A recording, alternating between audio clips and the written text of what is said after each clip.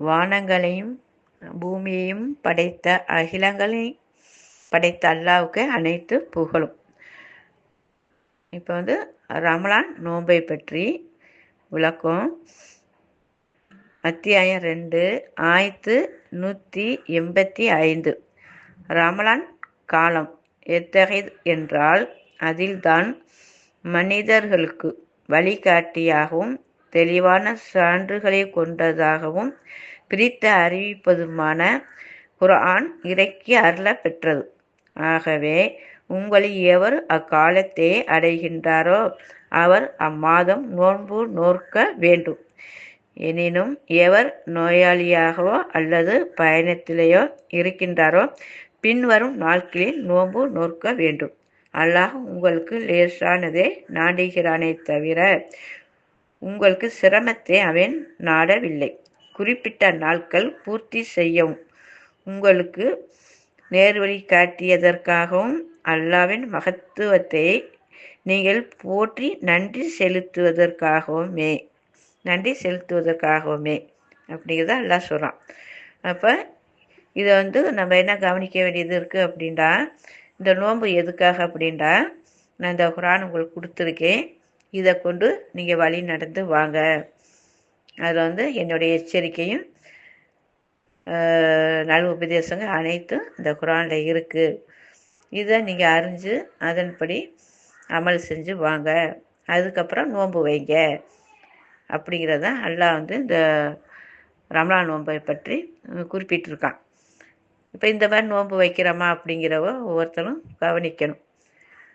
அப்போ ரமலான் நோன்பு வைக்கிறவங்க எப்படி வைக்கிறான்டா, எல்லாருமே ரமலான் மாதம் வந்துருச்சு, நோன்பு நோக்கணும், பெருநாள் கொண்டாடணும். இதுதான் நோன்பு வச்சுட்டோம், பெருநாள் கொண்டாடிட்டோம்.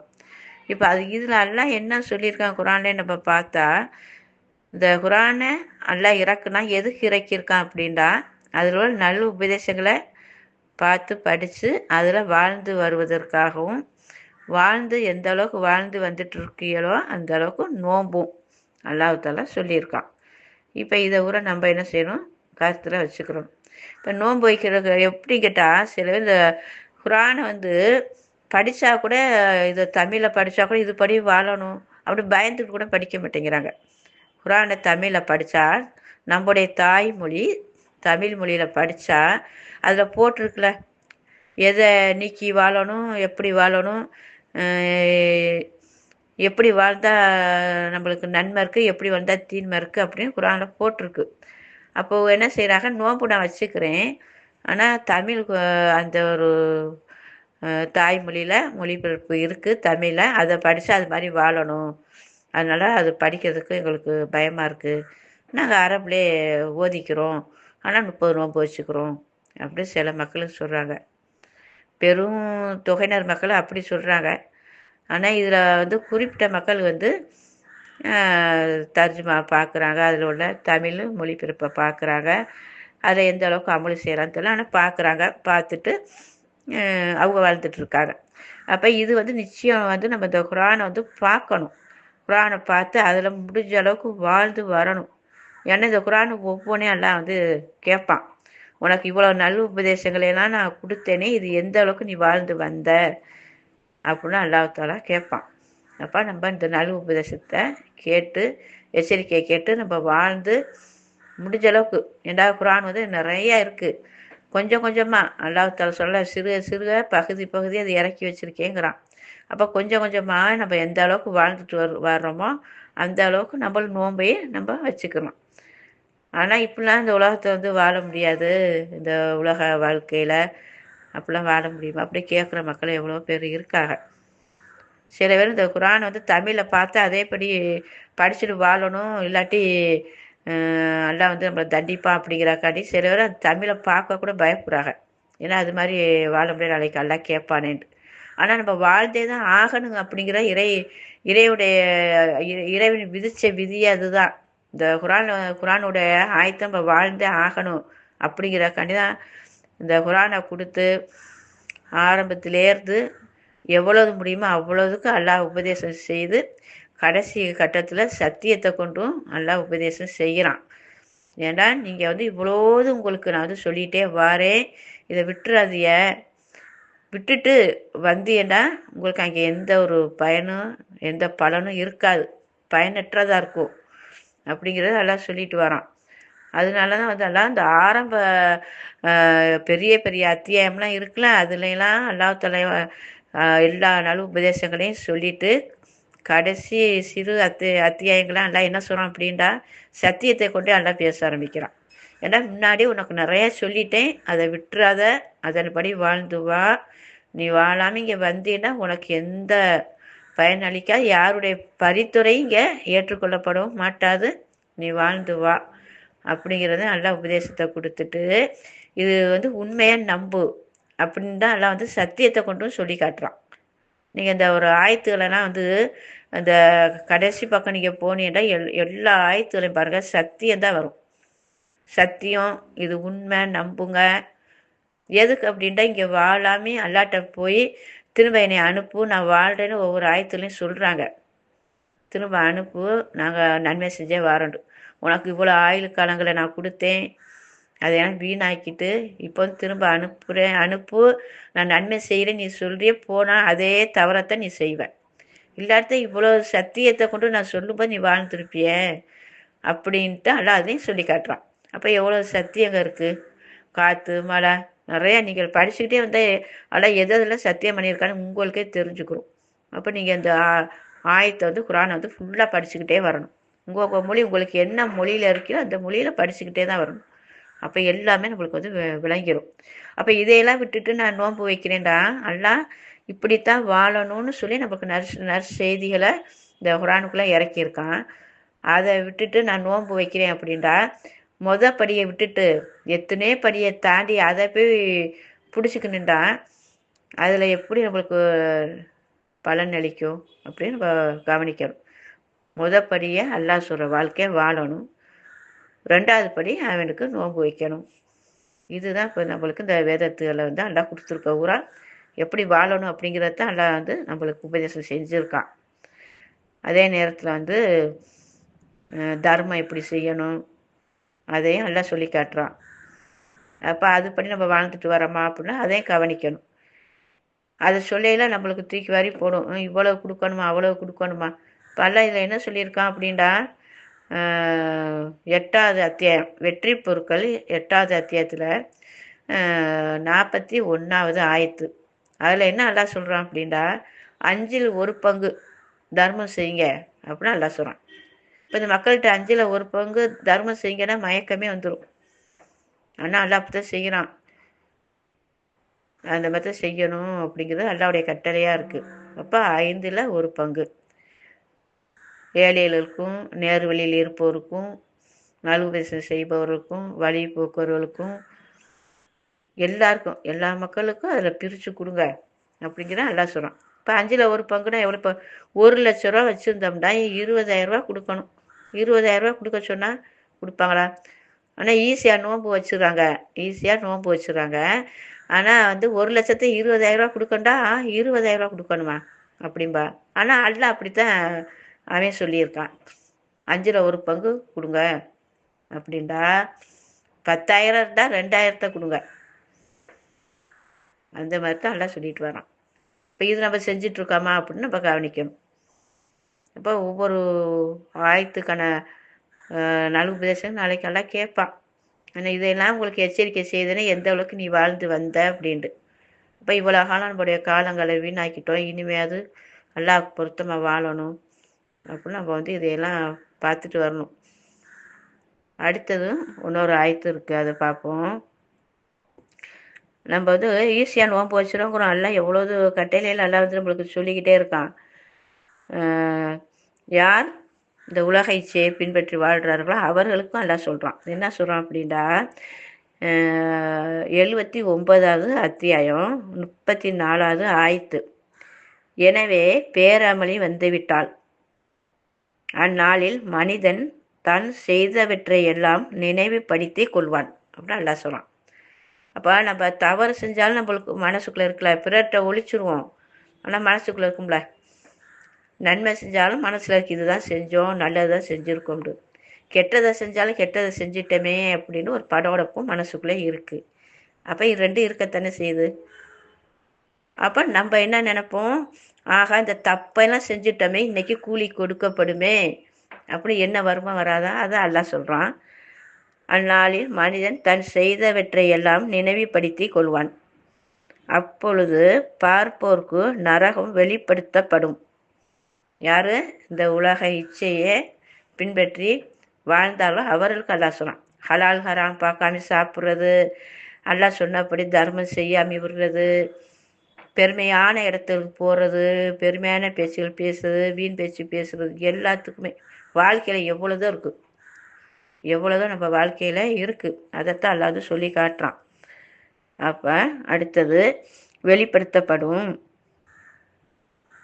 அவனுக்கு நிச்சயமாக நரகம்தான் தங்குமிடமாகும் அப்படின்னு நல்லா சொல்லிட்டான். இந்த உலக இச்சையை யார் பின்பற்றி வாழ்கிறார்களோ அவர்கள் தங்குமிடம் நரகமே.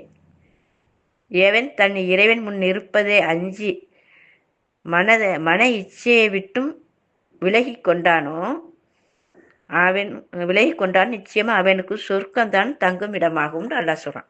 யாரு இந்த உலக இச்சை விட்டு விலகி, மன இச்சையை விட்டு விலகி, அல்லாஹ்வுக்கு பயந்து உள்ளச்சத்தோட அல்லாஹ்வுடைய நற்செய்திகளை கேட்டு அதில் நம்பிக்கை கொண்டு, அதில் இன்பத்திலையும் துன்பத்திலையும் கஷ்டத்திலையும் கடும் போராட்டத்திலையும் அல்லாஹ் மேலே நம்பிக்கையோட உறுதியோடு இருந்து யார் வாழ்ந்து வராங்களோ அவங்களுக்கு அல்லாஹ் தெளிவாக சொல்லிட்டான் சொர்க்கம்ண்டு. யார் அப்படி வாழாமே இந்த குரானை பார்த்து அப்படிலாம் வாழ முடியுமா, இதெல்லாம் கஷ்டம், அப்படிலாம் வாழ முடியாது அப்படின்னு சொல்லிட்டு இருக்கிறாங்களோ அவர்களுக்கு தங்குமிடம் நரகமேன்னு சொல்கிறான். அவங்க ஹலால் ஹரால் பார்க்க மாட்டாங்க, எந்த ஒன்றுமே பார்க்க மாட்டாங்க, அவங்களுக்கு மன இச்சைப்படி அவங்க வாழ்ந்துட்டு போய்கிட்டே இருப்பாங்க, அவங்களுக்கு தான் அல்லாஹ் நரகம்னு சொல்லி காட்டுறான். அப்போ இப்படி வைக்கிற நோம்பெல்லாம் எப்படி அவங்கள போய் காப்பாற்றும்? இதை எல்லாருமே நம்ம கவனிக்கக்கூடியதாக இருக்குது. அப்போவே காப்பாற்றுமா? நோன்பு போய் காப்பாற்றுமா? அல்லாவுடைய இறை கட்டளைப்படி வாழ்ந்து அதை விட்டு விலகி, அந்த தீன்மையை விட்டு விலகி வாழ்ந்தாதான் நமக்கெல்லாம் சொர்க்கத்தை தாரின்னு சொல்கிறான். இல்லை இந்த உலக இச்சையில் நீ வாழ்ந்தால் உனக்கு நரகந்தான்னு சொல்லலாம். அப்போ நம்ம எப்படி இந்த நோன்பு வைக்கிறோம் அப்படின்னு ஒவ்வொருத்தரையும் கவனிக்கணும். நோன்பு வச்சுட்டா ஒரே நன்மை கிடச்சிரும். அப்போ அல்லாஹ் சொன்ன அடி ஃபஸ்ட்டே அடியே ஆயத்து தான், ஆயத்துக்கு அப்போ தான் நோன்பு. அப்போ ஆயத்தே நம்ம பின்பற்றி வாழலை அப்படின்னு நோன்பை வச்சா அந்த நோன்பு எப்படி ஏற்றுக்கொள்ளப்படும் அப்படின்ட்டு ஒவ்வொருத்தரும் கவனித்து பார்க்கணும். முடிஞ்ச அளவுக்கு வாழ முயற்சி செய்யணும். அந்த மாதிரி முயற்சி செய்யும்போது நமக்கு அல்லாஹ் பலன் உள்ளதாக ஆக்கி தருவான். இதையெல்லாம் அல்லாஹ் கருத்தில் கொண்டு நம்ம ரமலான் மாதம்டா என்ன, எப்படி நோன்பு வைக்கணும், அல்லாஹ் என்ன சொல்லியிருக்காங்கிறப்ப தெரிஞ்சுக்கிறணும். எல்லாரும் நோன்பு வைக்கிறாங்க, நம்மளும் நோன்பு வைப்போம். எல்லோரும் ஜக்காத்து கொடுக்க நம்மளும் ஜக்காத்து கொடுப்போம். அப்படி கொடுக்கும்போது அல்லாஹ் சொல்ல, நீங்கள் விருப்புடன் செலவு செய்தாலும் வெறுப்புடன் செலவு செய்தாலும் ஏற்றுக்கொள்ளப்பட மாட்டார். எதற்குடா, நீங்கள் அல்லாஹ்வுக்கு பணிவதும் இல்லை, அவனுடைய கட்டளையில் வாழ்வதும் இல்லை அப்படிங்கிறது ஒரு ஆயத்துகள் அல்லாஹ் சொல்லிகிட்டே வரான். நம்ம இதையெல்லாம் பார்க்கணும்.